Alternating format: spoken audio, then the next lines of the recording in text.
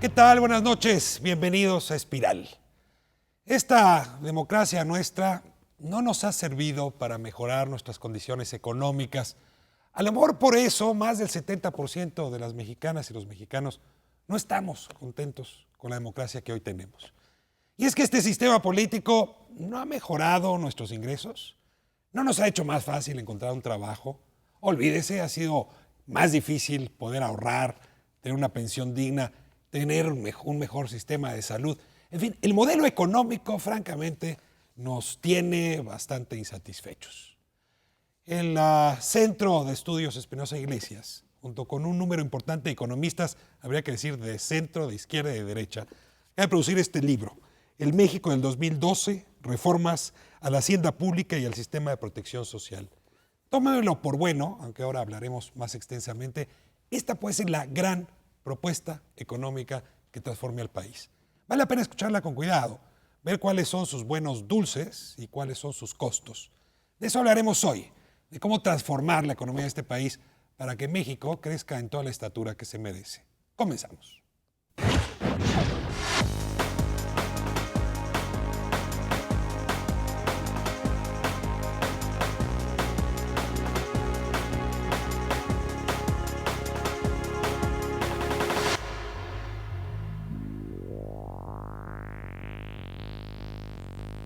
Mi nombre es Laura Sour, soy profesora investigadora de la Universidad Anáhuac, México Norte. Soy economista, mis líneas de investigación son presupuesto y gasto público, tema de centralización, rendición de cuentas. En mi opinión personal, este país está sobrediagnosticado. O sea, hoy sabemos que hay un problema muy grande de pobreza, el problema de una economía que es poco productiva, en donde permea una serie de monopolios públicos que hoy no nos dejan o no nos permiten seguir adelante, la presencia de sindicatos muy fuertes. Ya no tenemos una ventaja competitiva frente a otros países, especialmente como China. Entonces, este documento recoge todo este sentir. En ese sentido, por primera vez ofrece una respuesta que ata la generación de más recursos para atacar los problemas de este país a la solución de problemas específicos. Plantea como el punto inicial para salir adelante la protección social, es decir, generar más recursos, tener mucho más financiamiento, pero con el objetivo de que la gente tenga la posibilidad de un seguro de salud universal. Creo que lo principal sería proporcionarle salud a la gente, porque en el momento en que tú no tienes capacidad de ir a comprar las medicinas para tu hijo o para tus padres o atender a tu esposa si tiene algún malestar, pues es la manera más fácil de que salgas a la calle y robes o incurras en actividades delictivas. Pues para hablar de estas reformas a la hacienda pública y a la protección social, yo me atrevería a decir una de las propuestas más ambiciosas que hayan sido tratadas aquí en Espiral. Tenemos una mesa de lujo, diría yo, de especialistas, de conocedores. Algunos están de vuelta aquí en Espiral, les doy la bienvenida. Y como es tradición, aquí en el programa les voy a pedir que ustedes mismos se presenten. Enrique Cárdenas, comenzamos con usted. Muchas gracias, Ricardo. Soy Enrique Cárdenas, director ejecutivo del CEI. Soy historiador económico. El CEI, Centro. Centro de Estudios Espinosa Iglesias. Soy economista, pero hago historia económica. Y bueno, pues me tocó dirigir, echar a andar este proyecto precisamente a partir de lo que se llama un libro blanco básico inicial que se le pidió justamente a Fausto Hernández, a Jorge Chávez Presa y a Luis Felipe López Calva para generar un primer documento, el cual posteriormente se convocó a un grupo amplio, 30 personas, para que lo alimentaran, lo arreglaran.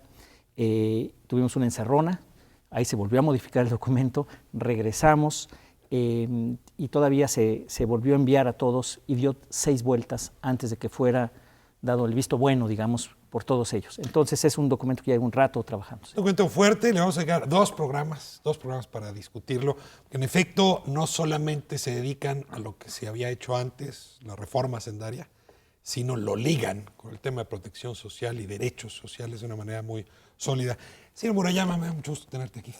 Al contrario, el gusto es mío, Ricardo, pues yo soy profesor de la Facultad de Economía de la UNAM, soy parte del equipo que fue convocado a través de Enrique Cárdenas y por supuesto por el Centro de Estudios Espinosa Iglesias para discutir la primera versión del libro blanco. También he formado parte de otros proyectos colectivos para nutrir propuestas en esta dirección, en particular del Grupo Nuevo Curso de Desarrollo de la UNAM. Y bueno, de nuevo, pues, encantado de estar aquí con ustedes. Bienvenido, me da mucho gusto. Fausto, me da mucho gusto tenerte de vuelta en Espiral. Muchas gracias, Ricardo. Soy Fausto Hernández de la División de Economía del CIDE y bueno, me tocó también participar en el proyecto que nos convocó Enrique Cárdenas y básicamente pues uno siempre acepta este tipo de proyectos que pueden ser muy retadores, muy ambiciosos. Pues aquí estamos. Ahora, Fausto, este libro no solamente trae buenas propuestas, trae mucha matemática atrás, hay números. Hay quien se puso a hacer números para ver cuánto se necesitaba para sustentar estas propuestas. Entiendo que a ti te tocó, en parte, esa tarea, que hay trabajo previo justamente de arrastrar el lápiz, sumar y restar. Hay mucho trabajo de muchas personas, no nada más mío, hay mucho trabajo. Y efectivamente sí creemos, y por lo que a mí me gustó mucho la idea, es que las economías avanzadas normalmente presentan para cualquier reforma un estudio muy completo. Te lo voy a decir de una manera un poco más local. Si la reforma energética hubiera tenido un libro blanco, es probable que hubiera tenido un resultado distinto. El libro blanco es un diagnóstico. Exactamente, un diagnóstico, algo como esto. Por eso es que me imagino que lo pusieron de color blanco. Porque sí creo que es una costumbre y una práctica que debemos de adoptar en el país, sea para una reforma energética, sea para una reforma laboral. Se discute mucho con presentaciones, perdón por el anglicismo, pero con PowerPoint. Y poco con documentos. Así. John Scott, bienvenido aquí a tu casa, me da mucho gusto tenerte. Gracias, al contrario, me da mucho gusto estar acá. Soy John Scott, investigador del CIDE también, en la División de Economía. También soy uno de los que participó en la parte sobre todo del sistema de protección social, del gasto social, gasto público, y me he dedicado a esos temas, ¿no? Al análisis de la incidencia distributiva, ¿no? ¿Quién se beneficia del gasto público y en particular en el lado de la protección social? ¿Por qué la protección social, los sistemas de seguridad social que tenemos actualmente no llegan a cierta población, ¿no? Y por qué hay desigualdades muy grandes entre los distintos sistemas y instrumentos de protección social en México. John, te hemos traído en otras ocasiones justamente para que nos hables de la desigualdad en México y eres uno de los grandes especialistas en la métrica de la desigualdad, en analizar los datos de Coneval, es incluso parte de esa institución. Y hoy nos ayuda justamente a ligar los dos temas, porque por un lado, y déjenme ponerlo en caricatura, pero recuerdo ya varias veces al Estado mexicano y sobre todo al gobierno federal empujando una reforma hacendaria, fundamentalmente para generalizar IVA en medicinas y alimentos, lo cual, según esto, iba a dar un 2 o 3%, pero nunca nos dijeron para qué. Y lo que disfruto enormemente de la discusión que vamos a tener hoy y la próxima semana es que ahora podríamos saber para qué la reforma hacendaria. Déjeme comenzar con una primera, interrogante que me deja como sabor la lectura de este documento. El Estado mexicano hacia afuera y hacia adentro ha estado hablando de la salud hacendaria que tiene nuestro país. Estamos blindados, se dice, que ni un catarrito nos va a dar. Y sin embargo ustedes dicen, a ver, algo de ese blindaje hacendario es cierto, pero algo también es cortina de humo, porque en realidad tenemos balances que no son satisfactorios. Es decir, sí parecían los números, ser buenos y al mismo tiempo son muy malos, sobre todo cuando uno tiene que mirar hacia el lado de la desigualdad. ¿Me van a explicar qué discusión sitúan con el libro en este tema? Bueno, si me permites, quizás podríamos empezar por decir que uno de los problemas es que se consolidan las cifras del gobierno federal con lo de las entidades paraestatales y eso esconde lo que pasa en cada una de las partes. Pemex, CFE, gobierno federal. Eso se junta y todo lo pones en la misma canasta y entonces resulta que el déficit aparentemente no es muy grande. Pero si tú lo separas y dejas fuera la renta petrolera y dejas fuera los ingresos netos de estas otras paraestatales, entonces lo que tiene el gobierno federal sí tiene un faltante bastante importante. lo que se mide en muchos países, en la OECD y en otros lugares, es justamente lo que le pasa al gobierno federal para el propósito del que estamos hablando. Otra cosa son las entidades paraestatales, que cada país puede tener distintas, pero ese me parece que es uno de los elementos centrales por los cuales aparentemente hay viabilidad fiscal o solidez fiscal, pero en realidad ahí hay un problema serio. No sé. Es un poco como una familia. Vamos a poner, supón que una familia va a uno de estos concursos de televisión y se gana $1,000,000, ¿no? Esta familia se gana $1,000,000 y de repente dice, como ya tengo más dinero, voy a meter a mis hijos a una escuela privada todavía mucho más cara, ¿sí?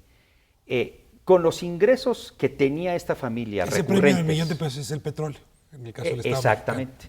Con los ingresos que tenía esta familia, su salario, digamos, lo tenía en una escuela a sus hijos, digamos que costaba $2 y ahora dice, no, me voy a ir a una de 4 porque ya tengo este dinero.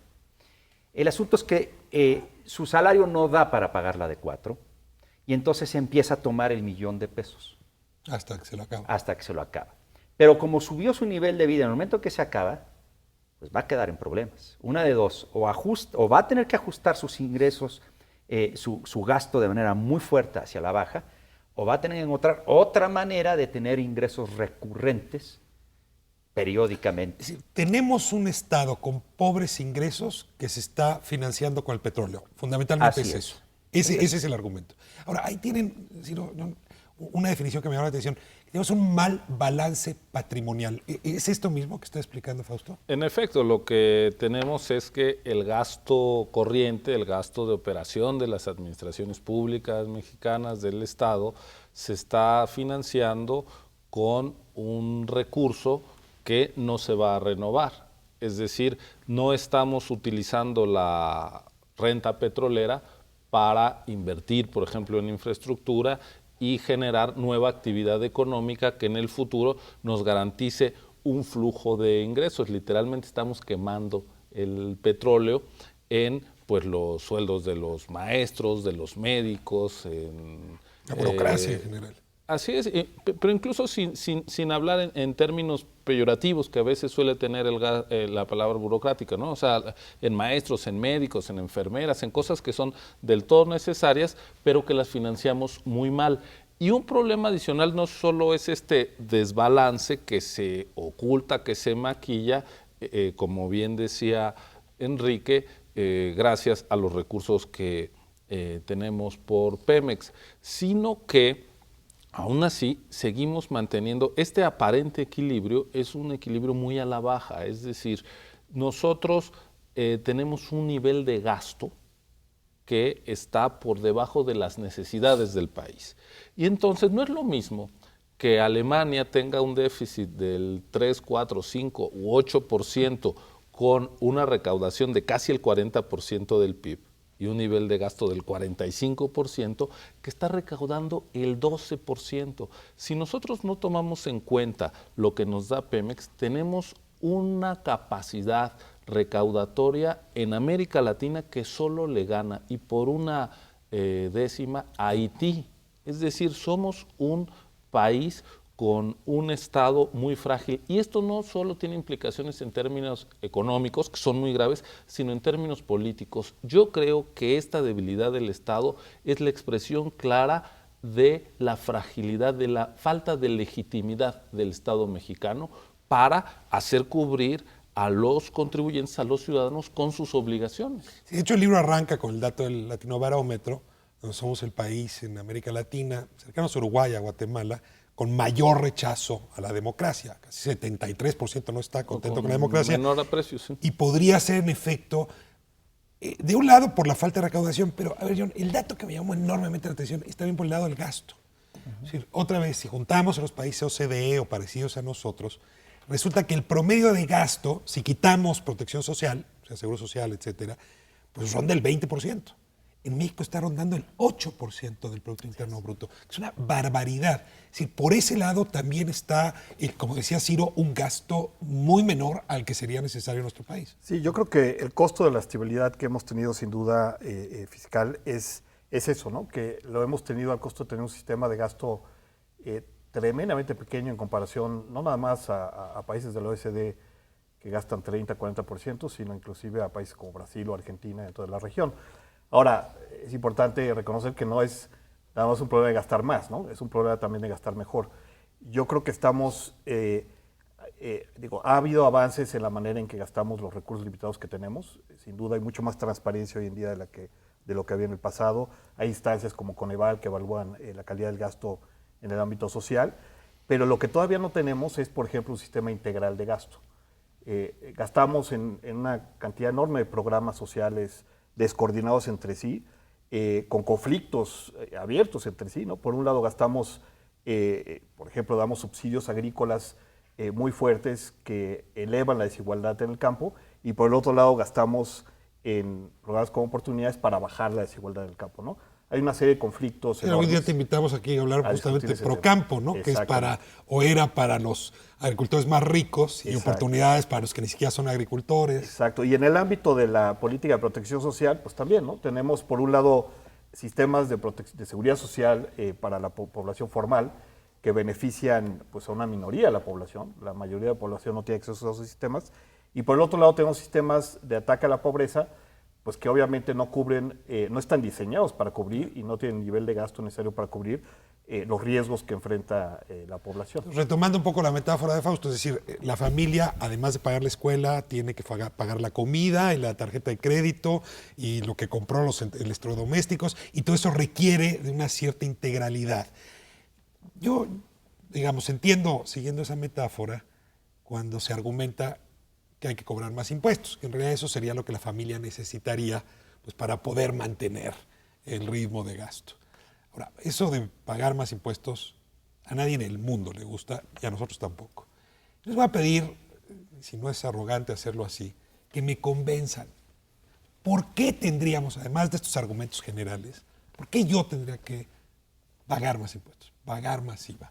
¿Qué recibiría yo a cambio? Y sobre todo, ¿cómo destierro la desconfianza que me da más impuestos, por lo tanto más ingresos para el Estado, pero entonces van más sueldos, cada vez más altos, en esta suerte de despilfarro o falta de orden? Me voy a ir a corte y les ruego que de vuelta intenten, no a mí, sino a la audiencia, convencerla de aumentar los impuestos, digamos, a partir de qué beneficios, a cambio de qué beneficios. Quédense con nosotros, seguimos en Espiral.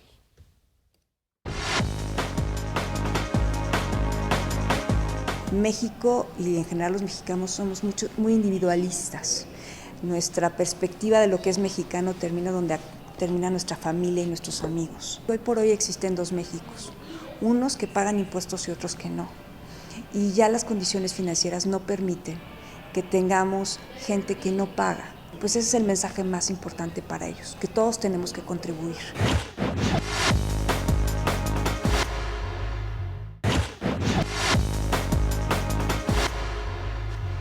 Mi nombre es Alma Rosa Moreno, yo soy economista, soy asesora del director general de Pemex. Yo creo que en distintos momentos gubernamentales se ha conocido la necesidad de satisfacer la seguridad social de la población, pero en distintas estrategias se ha focalizado el esfuerzo a ciertos grupos. Por primera vez se está haciendo un planteamiento general.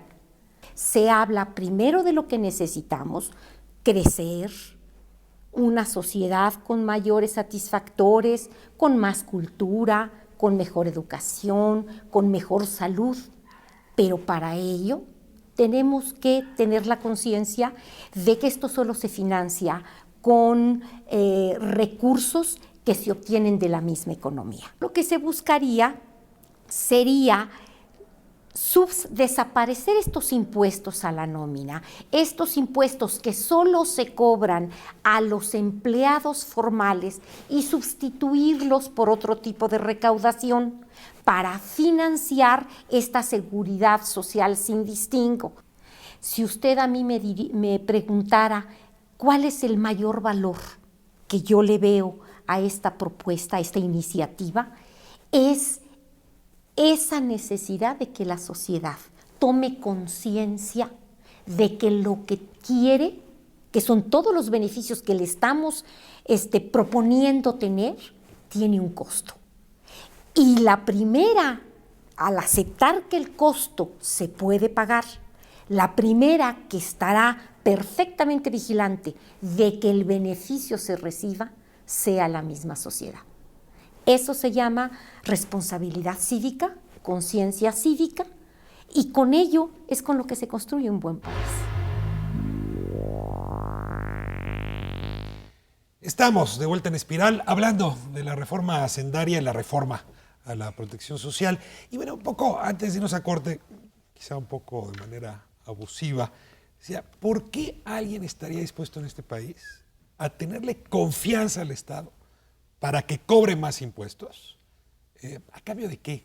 ¿Cuál es el beneficio que a mí me llevaría a aceptar pues esa condena, digamos, de sacar más dinero de mi bolsa para que el Estado tenga más recursos? Bueno, indudablemente necesitas dar confianza por un lado de que se va a usar bien el recurso, y eso pues no se va a resolver con un proyecto de este tipo, pero lo que sí quizás se pueda más o menos resolver es decir, bueno, ¿qué vas a tener a cambio de tener un incremento? ¿Qué propone Enrique aquí, a cambio? Aquí lo que se propone es establecer un sistema de protección social universal con un paquete mínimo. ¿Qué significa eso? Que tengan todos los mexicanos, sin excepción, y no tiene que estar ligado con el empleo o la forma de emplearse, es decir, no tiene que ver con que si alguien está adscrito al Seguro Social o no, que incluya un ingreso mínimo, que incluya un acceso efectivo a la seguridad social, a la salud, al estándar del que tiene el Seguro Social actualmente, también una pensión mínima, si tú quieres, pero para todos, y también un seguro de invalidez y de vida. Y este paquete, que evidentemente cambiaría, yo creo, la faz de lo que sería la sociedad mexicana. Yo a veces a mis alumnos les pregunto, a ver, imagínense por un instante, cierren los ojitos y díganme, ¿se imaginan a México sin pobres? No sabes qué trabajo les cuesta, pero la verdad, digo, esto no es que lo vaya a eliminar completo, pero disminuiría radicalmente la pobreza extrema. A ver, que se entienda bien, este paquete estaría fundamentalmente asignado para erradicar pobreza. No, para poner un piso mínimo, sería una de las consecuencias que bajaría la pobreza, pero no sería el objetivo. El objetivo, pienso, a ver, aquí los colegas que me digan también, es básicamente para que tengamos un piso mínimo, que tengamos y que el mínimo sea para todos los mexicanos, que podamos elevar desde luego el bienestar y de alguna manera emparejar mucho más, no solamente la cancha, sino que aún los que no tengan chance de correr y de caminar, que tengan manera de estar mejor. A ver, necesito un poco, digamos, abordar el tema desde dos ángulos. El primero dijiste muy rápido, pero es importante. Hoy todo esto inmediatamente existe, salud, pensiones, ¿no? Depende en que tenga yo empleo o no. Por lo que entiendo, ustedes están desligándolo del empleo. Así es. Se vuelve un poco como el apoyo a adultos mayores del DF, de López Obrador, que es independientemente de si tengo un empleo o no. ¿Estoy en lo correcto? ¿Eso es a lo que se están refiriendo? Sí, yo creo que hoy lo que tenemos es un sistema dual o múltiple, de hecho, ¿no? Tenemos por un lado la población que tiene acceso a la seguridad social y que paga para tener acceso, ¿no? Paga una contribución importante. Y por el otro lado tenemos el IMSS, el ISSSTE y algunos sistemas más privilegiados, ¿no? Con Pemex, etcétera, ¿no? Y después, además, seguros de los altos funcionarios. Que no son privilegiados, pagas mucho, no te sirven de nada. Exacto. Y por el otro lado tenemos a la mayoría de la población sin acceso a la seguridad social. Eso no quiere decir que no tengan acceso a servicios de salud, ¿no? Tienen acceso al seguro popular, si tienen suerte, acceso a pensiones no contributivas si están en la ciudad correcta, o si tienen acceso muchas veces a transferencias monetarias de oportunidades, también si no caen entre los que quedan fuera del programa. Pero el problema es que eso no es un sistema, no es un sistema integral. Y primero es un sistema digamos, un conjunto de programas con grandes desigualdades horizontales, ¿no? Como le llamamos los economistas. Eso quiere decir que dos individuos iguales, con las mismas condiciones, uno puede tener un nivel de protección muy, muy alta, acceso a servicios de salud de gran calidad, una pensión bastante generosa, y un individuo exactamente igual en términos de sus características, pero que está en otra parte del territorio nacional o está en el sector rural, etcétera, tiene acceso a servicios de mucho menor nivel, con una cobertura de condiciones mucho más baja, tiene una pensión pues, del orden de 500 pesos o de 150 pesos, 175 pesos, versus 2 salarios mínimos o más, ¿no? El artículo 4 consagra el derecho a la salud en la presunción de que uno tendría que tener ese derecho de manera más o menos homogénea. Hoy esa arquitectura, si lo que tú has llamado fragmentaria, no permite un ejercicio homogéneo del derecho a la salud. Por supuesto que no, porque el Seguro Popular, si bien es una financiadora de la salud, o sea, es un mecanismo para meter dinero federal a la salud, lo hace, es como si inyectáramos agua en una pipa que está agujereada, pues por más agua que le metas, pues la va a chorrear por todos lados, y es un poco lo que nos está pasando, porque no se cambió el modelo institucional de atención a la salud, se mantuvieron los distintos modelos que hay tanto a nivel federal como al interior de las distintas entidades, y entonces pues ya depende de las capacidades de cada entidad, de la honestidad de sus respectivos servidores públicos para comprar medicamentos y demás. Entonces, si uno ve lo que se gasta en medicamentos en el estado de Oaxaca o en el estado de Nayarit, frente a lo que pasa en Chihuahua, aunque en teoría tienen el mismo financiamiento para cubrir estas necesidades de salud de la población, es totalmente distinto. Fausto, cuando hablamos del sistema fragmentario en México, inmediatamente viene a la cabeza el sistema inglés. El sistema inglés no hay IMSS, Pemex, para los militares, los seguros privados. Hay un sistema de muy buena calidad, es el Estado quien lo pone el servicio. Estamos en condiciones y sobre todo tenemos el dinero para montar un gran sistema de muy buena calidad en todo el país. Sí, mira, aquí hay 2 cosas. Tú nos provocaste diciendo que te convenciéramos. Bueno, yo creo que han planteado muy bien los problemas aquí en la mesa. Tú le tienes que decir a la gente, hasta el día de hoy se ha dicho, mira, tenemos que hacer una reforma fiscal porque no está alcanzando el dinero. Si a eso le agregamos que el Estado ha estado adquiriendo más obligaciones sin una fuente de financiamiento, no obligaciones malas, déjame decirte, la educación preescolar, la educación media superior que se hizo obligatoria, Seguro Popular. El Seguro Popular. Es decir, el Estado ha estado adquiriendo una serie de obligaciones muy fuertes sin una reforma fiscal y los hemos estado financiando literalmente con el $1,000,000 del concurso, es decir, con la renta petrolera. Entonces, que más va a la baja. Que más va a la baja. Entonces, yo creo que no puede el Estado hoy día llegar a decir, necesito más impuestos para darte esto que a lo mejor a Ciro sí se lo estoy dando, pero a John no, porque es lo que precisamente John estaba diciendo. A algunos sí les está llegando porque están en la ciudad adecuada, a lo mejor a otros no porque están en la zona rural, en donde les tocó la mala suerte de estar, digamos, por así decirlo. Entonces, yo no puedo llegar a decirle a la sociedad, quiero más para seguirle dando pues a Enrique y a Ciro, pero a John no, y además con calidades, quién sabe, y coberturas que no necesariamente son las adecuadas. Hoy día el Seguro Popular, a pesar de que hay esfuerzos de que incluya más enfermedades catastróficas, siguen siendo muy reducidas.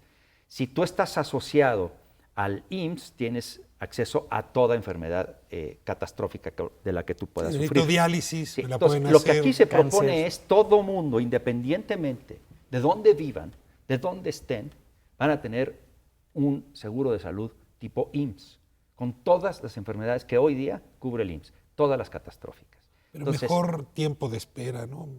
Bueno, mejor trato hay de los retos, médicos, hay ¿no? retos, Ricardo, que eso también obviamente no se para busca, otro programa, es eso. para otro programa. Hay retos, pero sí la cosa es de decir, bueno, tú vas a tener todo eso, pero necesitas también contribuir al Estado.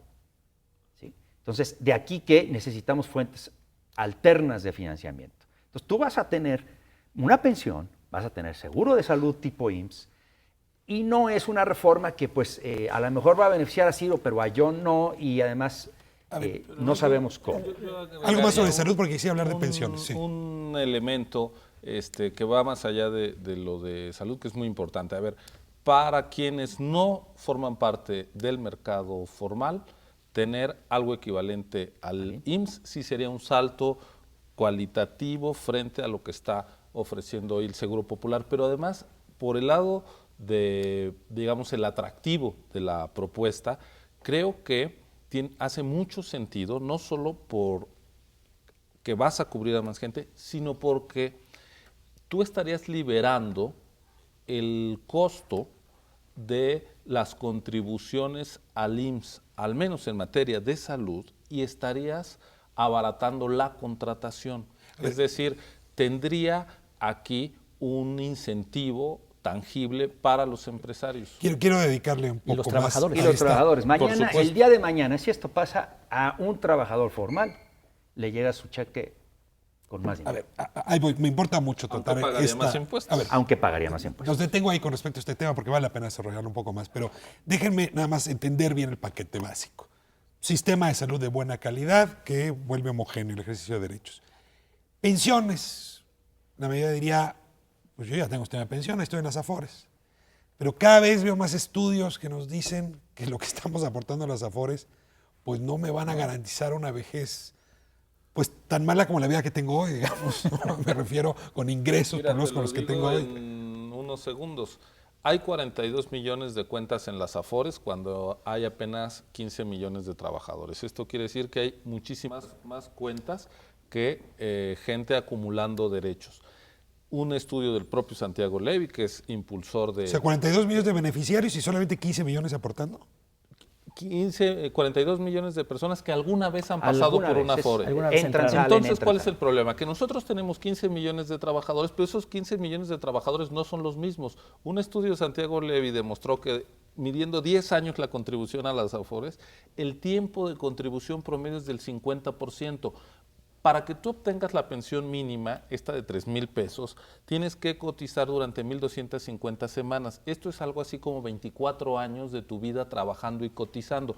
Si solo consigues estar en el mercado formal la mitad del tiempo, cuando pasen esos 24 años y tú vayas a la Afore a quererte pensionar, te van a decir, perdone, pero aquí solo vino la mitad de las semanas, le falta trabajar el doble. ¿A qué nos vamos a enfrentar? A que la mayoría de la gente que ha pasado por el mercado formal no va a estar en condiciones de exigir su pensión, esta la bajita, la de 3,000 pesos. Tenemos que darle la vuelta completamente al diseño de pensiones y financiarlo con impuestos Ahora, es la generales. segunda vez que tocas el tema y vale la pena ponerlo sobre la mesa. Esto es así no porque la gente no haya trabajado 24 años.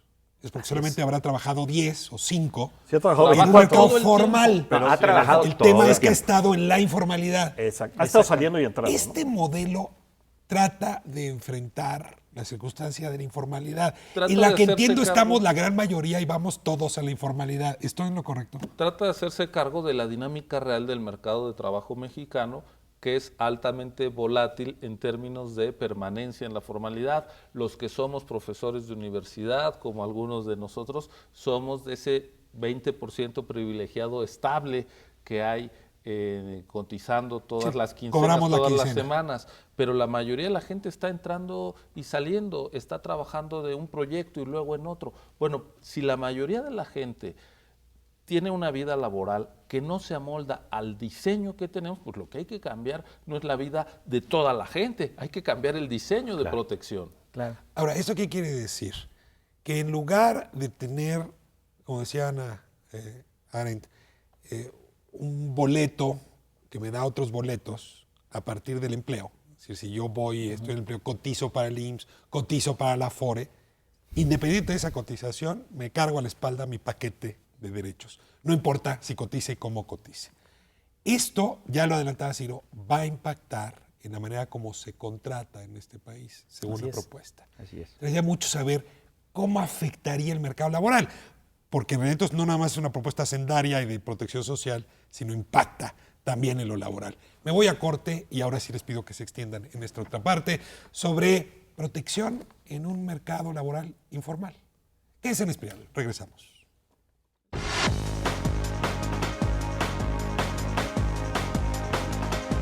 Yo creo que para las mujeres esta reflexión es una reflexión muy valiosa. Las mujeres sabemos, porque somos las administradoras del gasto de las familias, que el gasto en el corto plazo puede transformarse en una inversión en el largo plazo. Entonces, el pago, la compra de los libros, la compra del alimento, el pago de un médico, en el corto plazo puede ser visto como una erogación gravosa. Pero cuando nosotros sabemos que así estamos construyendo una buena familia, que así estamos construyendo buenos ciudadanos, buenos profesionales, estamos dispuestos a hacer el esfuerzo.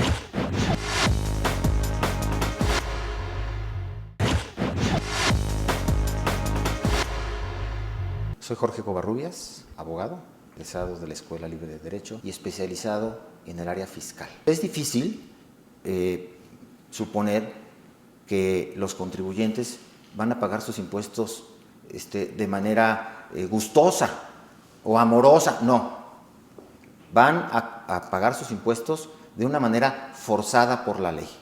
Pero todos sabemos que tenemos que cumplir con la ley. Y el cumplir, eso sí, genera una satisfacción y además genera una tranquilidad. Se podría pensar que una empresa puede avanzar más rápido si no paga sus impuestos. En la práctica vemos todo lo contrario. Quienes no pagan sus impuestos caen en un esquema de desorden, tanto contable y a veces hasta operativo. Si bien es cierto que no pagan sus impuestos, también se dificulta el pago de sus dividendos, el pago de las obligaciones con otros comerciantes. Se rompen las relaciones entre socios y es una de las causas frecuentes para que los negocios quiebren. Lo que yo quiero señalar, lo que yo quiero hacer énfasis a los contribuyentes es que se deben regalar a sí mismos tener un orden contable, un orden en sus sociedades, un orden en sus empresas, un orden en sus relaciones laborales. Y dentro de ese orden está el pagar sus impuestos, aunque duela.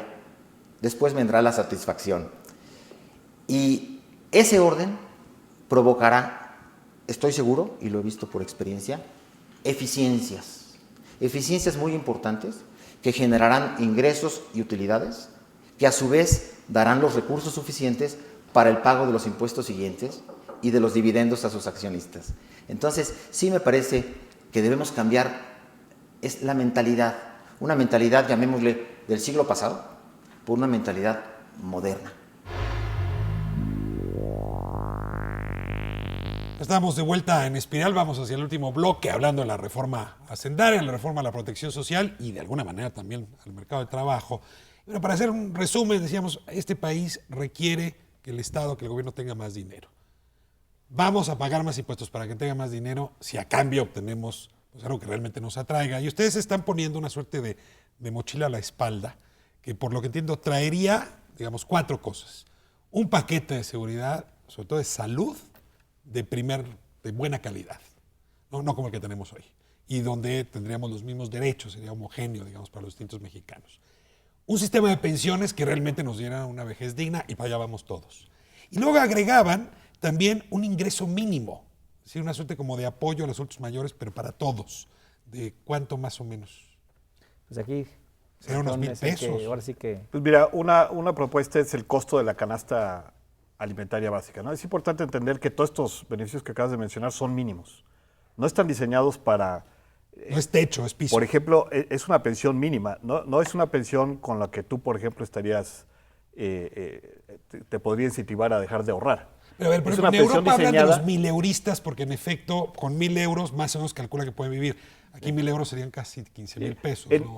Digamos, las pensiones, los sistemas de pensiones tienen 2 objetivos muy distintos. Uno es hacer que tu consumo después de que te retiras no sea demasiado más bajo de lo que era cuando estabas trabajando, que es lo que hacen los sistemas de seguridad social hoy en día en México para la población que tiene la suerte de estar en ellos.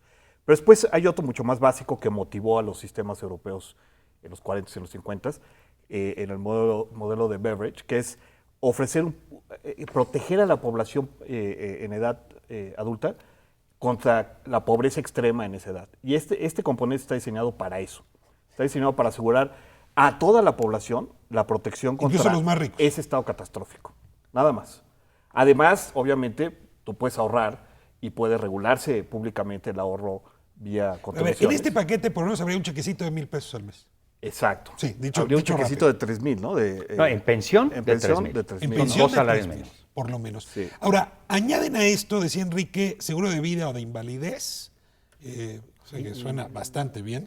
Bueno, invalidez sí, otra vez, la parte catastrófica, que es lo que se quiere evitar.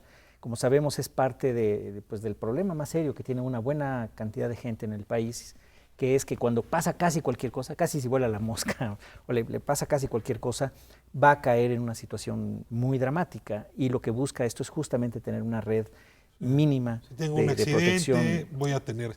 Ahora, no veo en el paquete, perdón, pero es que ya me puse a escribir la carta de Santa Claus, un seguro de desempleo. Bueno, tienes razón, ¿no? Pero ese se puede ver como parte del ingreso mínimo, ¿no? El ingreso mínimo, el seguro de Pero no es desempleo... lo mismo que me des 3,000 pesos que me des lo que yo ganaba durante 3 meses, por lo menos, ¿no? Sí, pero digamos, el seguro de desempleo lo puedes ver como un ingreso mínimo contra contingencias de laborales específicas, ¿no? Perdiste tu chamba. En un país como México, la población, en contraste con España, por ejemplo, ¿no? La población que, digamos, no logra tener un ingreso mínimo es mucho más, no tiene que ver con desempleo, tiene que ver con subempleo, con falta de activos productivos. Entonces yo creo que por esa razón, o tienes un sistema tradicional de seguro de desempleo, pero ese sí nada más a la Nos saldría población. muy caro, John, si te estoy entendiendo. Exacto. Bueno, Bueno, o sea, es impagable, pues. más bien estaría acotado a la población, ahí Formal. sí estaría financiado vía el sistema de trabajo. Es que son dos cosas distintas.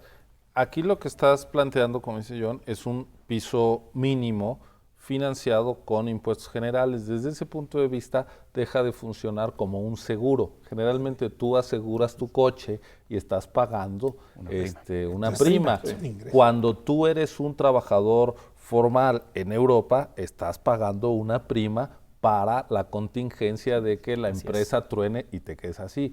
Es decir, no es universal propiamente tener dicho. los dos. Entonces, No es esto un es un seguro. piso de otro tipo y yo creo que, si bien no está explícitamente aquí, tampoco excluye la posibilidad de explorar un seguro de desempleo como el que, por ejemplo, planteamos desde el documento de la UNAM, ¿no? Es decir, yo creo que aquí lo importante es que empezamos a hablar en unos términos en los cuales se pone énfasis, y es lo que estamos haciendo, en encontrar soluciones colectivas a las contingencias y los imponderables de la vida, como son el envejecimiento, la vejez, la enfermedad. Que eso no lo enfrentemos con estrategias individuales de sálvese quien pueda, a través de los mecanismos de mercado que cada quien se con la consiga, familia, ¿no? sino que tengamos esto, un acuerdo, una red colectiva que nos incluya, nos cuide y nos haga habitable este país. Ahora es interesante, es un sistema de protección, no es un seguro. Me quedo con esa frase. Ahora, yo llego con mi mochila a la espalda cargado con de un estas carrito. 4 cosas. Con un Y vengo a carrito. tocar la puerta de un empleo. Normalmente hoy me mira a llegar el empleador y me dice, me vas a costar más o menos 60% más de lo que me estás pidiendo de sueldo, porque contribución al IMSS, eventualmente si te corro la indemnización. En fin, normalmente ese es el cálculo, no te va a pagar 3 pesos, 60% arriba. Pero si yo ya traigo mi mochila Así en es. la espalda, ¿estoy entendiendo bien? No le voy a costar al empleador. Mucho menos. Muchísimo menos. Mucho menos. A ver, ¿eso ayudaría a que se quede más empleo? Pues imagínate cómo serían la... Cuando llegue y toque la puerta, el empleador va a decir, ya trae su mochila. Ya nada más me va a costar los 3 pesos y tal vez El seguro de desempleo. el seguro de desempleo 10, 15 centavos más. ¿no? Y esto te permite formalizar a mucha gente que ya está contratada. Por ejemplo, hay 2 millones de trabajadoras domésticas remuneradas en el país que pasan toda su vida sirviendo en distintas casas y demás. Sin Se les ninguna. acaban las fuerzas, se empiezan a enfermar y se van sin ninguna protección, con una mano adelante y otra atrás. Gente que ha trabajado y muy duro toda su vida. Para este tipo de empleos, que son los reales, los que se están generando en México, es que tenemos que tener soluciones. Y un argumento más a favor de los impuestos, nada más, tengamos la noción de que, esto se decía en Estados Unidos hace muchas décadas, no se trata de no cobrarle impuestos a la General Motors por vender coches, al contrario, cóbrale impuestos a la General Motors por vender coches y con esos recursos construye carreteras y entonces va a haber muchas más posibilidades de que venda coches, la General Motors. Y más gente que pueda comprarlos. Claro. Así es. Pero de eso se trata. imagínate cómo cambiaría el escenario de este país con un sistema de ese tipo. Yo creo que también hay que tocar el corazón. ¿No? Te puedo persuadir de otra manera quizás. No solamente con el carrito, la mochila que se está hablando, sino verdaderamente con lo que cambiaría la faz de México. Y vuelvo a decir, imagínate tú, a ver, ahora tú, a México sin pobres. ¿Cómo sería? Y eso me parece que tiene una Y fuerza. esos pobres, ahora ya no son pobres y gastando dinero, por lo tanto, inyectando dinero a la economía. Además, pero por eso digo, yo la me parte- quiero ir me quiero ir emocional si quieres, y emotivo si quieres. Pero de verdad, imagínatelos. Yo le pido a la gente que nos está viendo que se imagine por un momento qué pasaría, cómo sería este país sin pobres.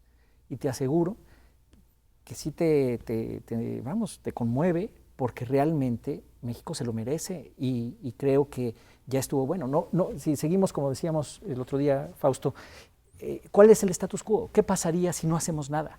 Pasamos a ser un país de pobres a pobres viejos en 20 años. Sí, el contrafactual siempre es, y si no Imagínate. hacemos nada. Y esto no jala. Esto no jala. Esto no jala. Crecemos, no.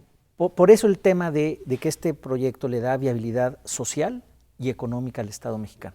Tengo que preguntarme si políticamente es viable, pero esa pregunta me la voy a guardar para el programa de la próxima semana.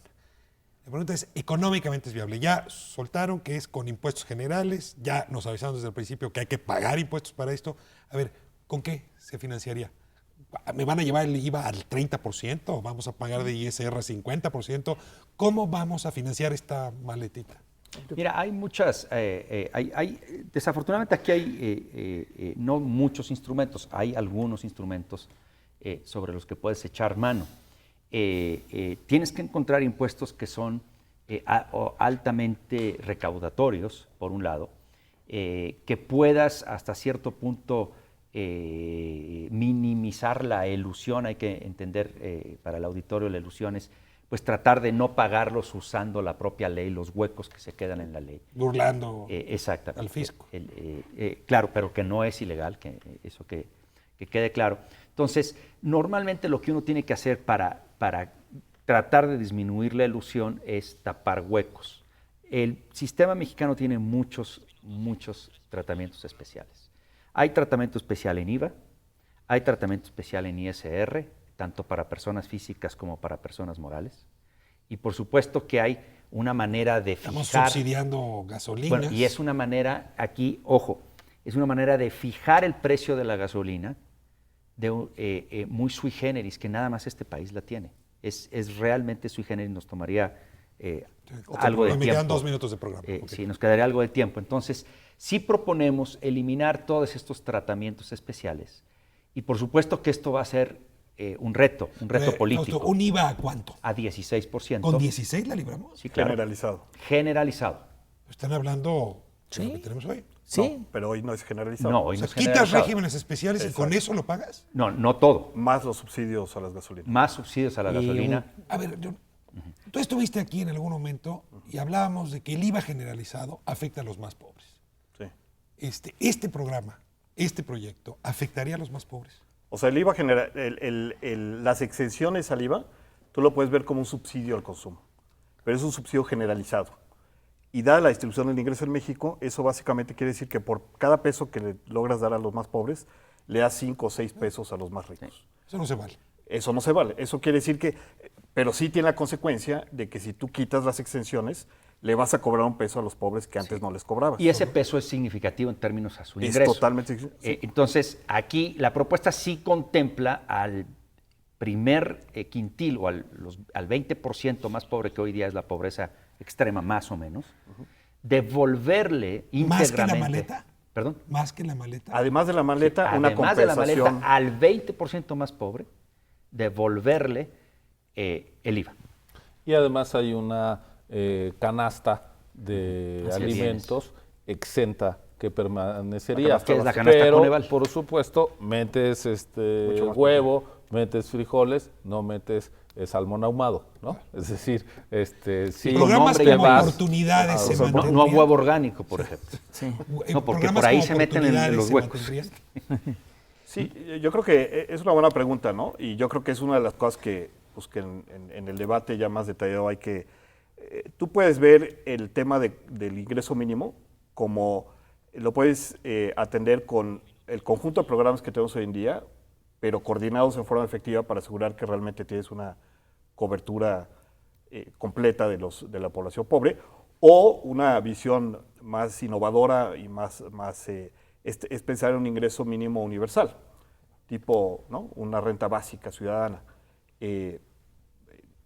Aunque parece muy ambicioso, aún eso no sería tremendamente caro dado el nivel de ingresos que estamos hablando. Tengo que ir, y bueno, me quedan las preguntas todas, de cómo reaccionaría, por ejemplo, el sindicato del Seguro Social si fusiona el IMSS con el Seguro Popular. Eso no está discutido. ¿Qué harían aquí, los que están? Es un reto. Pero, por ejemplo, ¿qué harían los que están protegidos por estos regímenes especiales? ¿Los gobernadores estarían dispuestos a tener un sistema nacional de salud? Tengo muchas preguntas ya de orden político, pero sí tengo que felicitarles antes de llegar a las respuestas de orden político. Es un diseño que me da la impresión que de lograrse le daría la vuelta a este país. Está bien pensado por todos los flancos, de veras, Enrique, sobre todo a ti que pudiste conjuntar estas inteligencias. Y esto da esperanza, es un país que anda deprimido y que produce cosas buenas, por lo pronto en este proyecto. Bueno, pues esa es la idea, efectivamente, Ricardo, de que sí es posible. Vas a ver que yo creo que políticamente hay que ver quiénes son los detractores o los que pueden ser opuestos, pero en general me parece que es absolutamente viable. Pues al auditorio le ofrezco que nos acompañe el próximo miércoles a las 9:30 aquí en 11 TV. Es en realidad la segunda parte de esta mesa, es decir, la viabilidad política. Posible que las distintas fuerzas, los distintos candidatos que hoy están jugando, en fin, se puedan poner de acuerdo en una propuesta de este tipo. Acompáñenos la próxima semana. Les agradezco mucho a ustedes que hayan venido. Les agradezco que me haya permitido entrar a sus hogares.